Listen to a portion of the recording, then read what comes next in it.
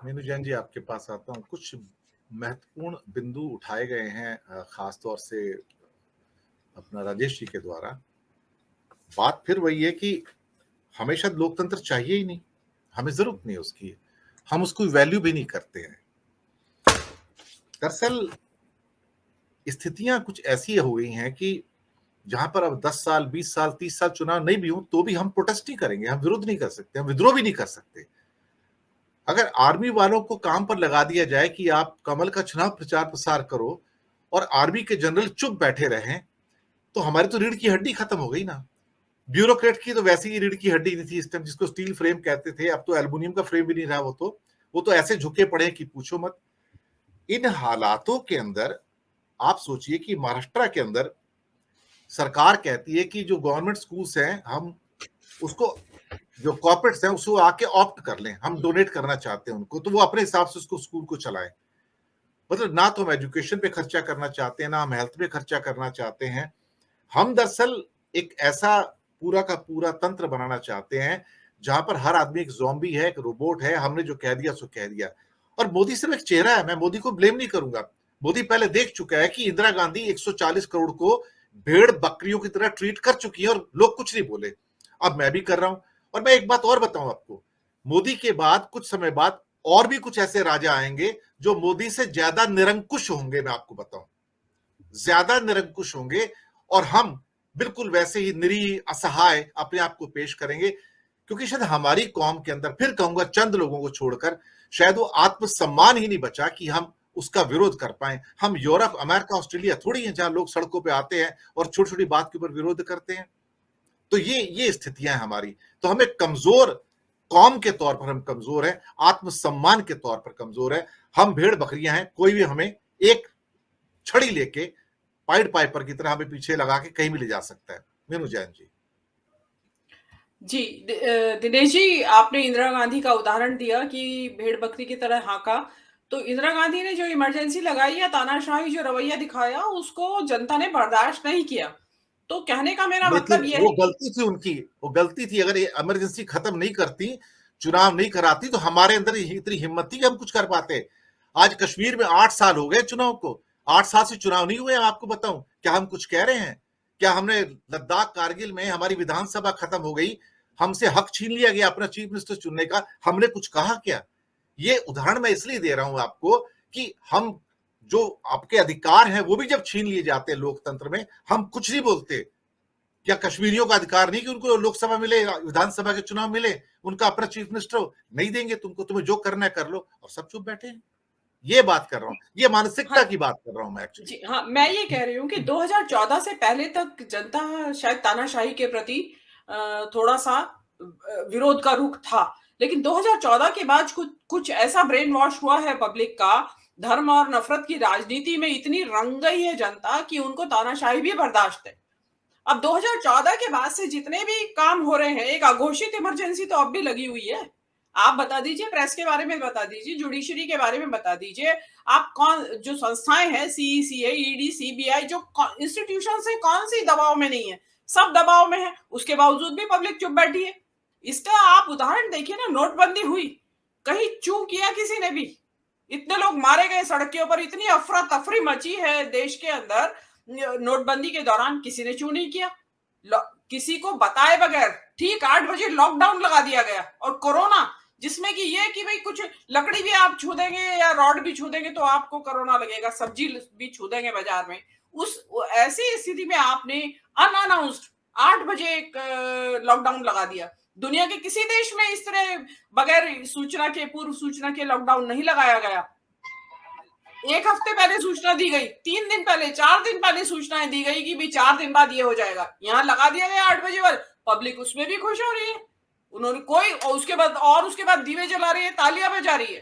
इसी मतलब वो मानसिकता की उन्होंने बात कर अपने, रहा हूं मैं, ये इसी जी मानसिकता की बात कर रहा हूं कि जी हम भेड़ जी जी बकरियां हैं, हम इंसान नहीं जी हैं एक्चुअली। हाँ जी जी। टैनी के बेटे ने मार दिया वहां पे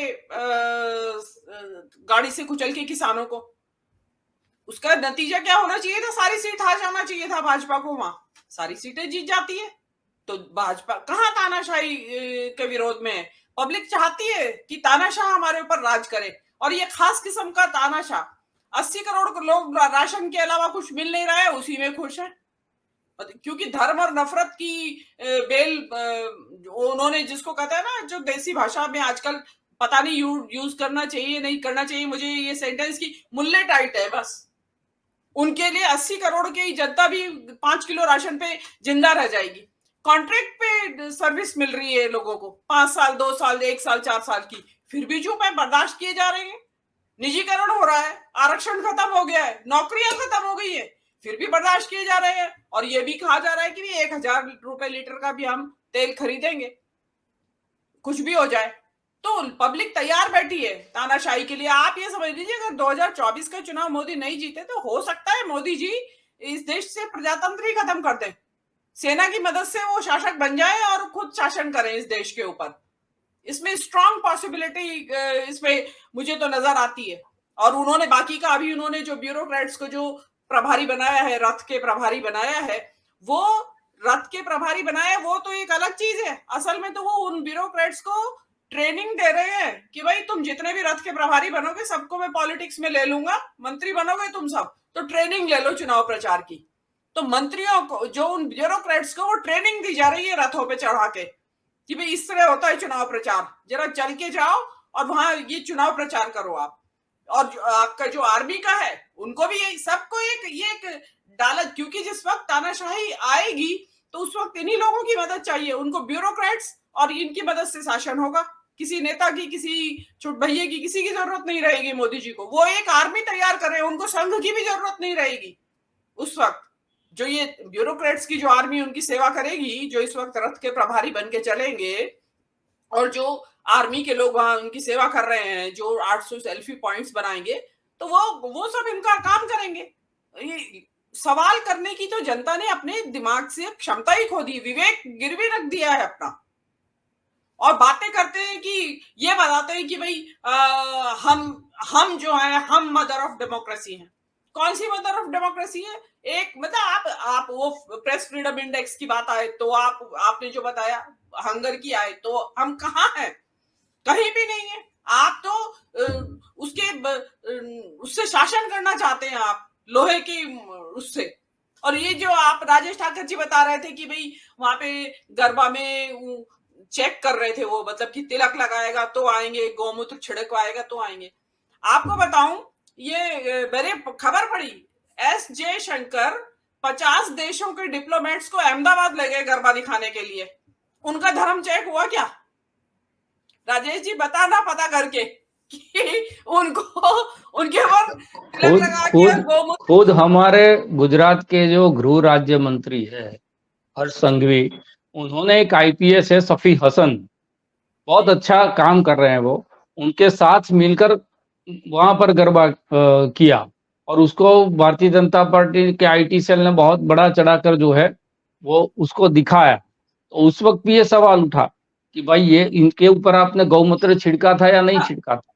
लेकिन इस प्रकार की छोटी बातें भी लोगों के बीच में चल जाती, नहीं चल तो जाती है, लेकिन वो 50 डिप्लोमेट्स की नहीं चली, वो नहीं चली। वो इन्होंने, क्योंकि उसको आईटी सेल चलाता तो चल जाती, पब्लिक को पता तो चलता कि इनके डबल स्टैंडर्ड्स देखिए।